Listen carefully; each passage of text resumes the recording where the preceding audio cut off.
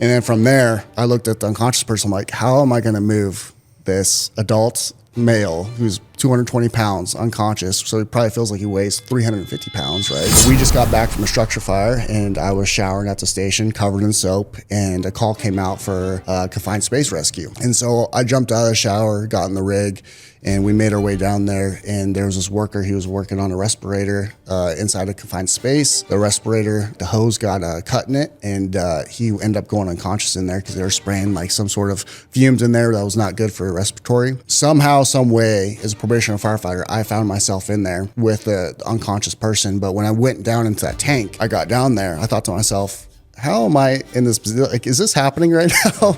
And I got down in the tank, and I had to work my way to the back of it, and I looked across the tank, and it was baffled, right? And I'm like, all right, this is just a confidence trailer. That's all it is.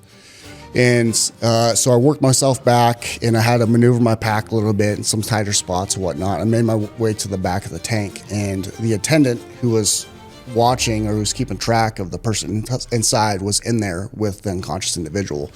And the male that was unconscious, he was probably like 220 pounds.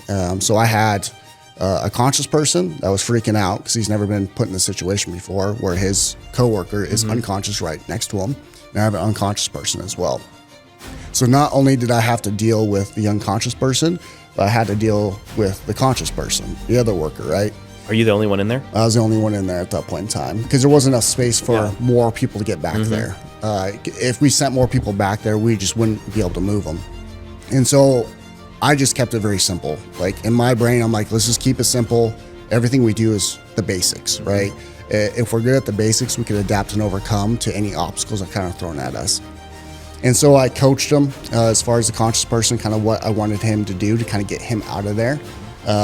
And once we got him out of there, we were able to bring one more firefighter down at the entry point. And then from there, I looked at the unconscious person. I'm like, how am I going to move this adult male who's 220 pounds unconscious, so he probably feels like he weighs 350 pounds, right?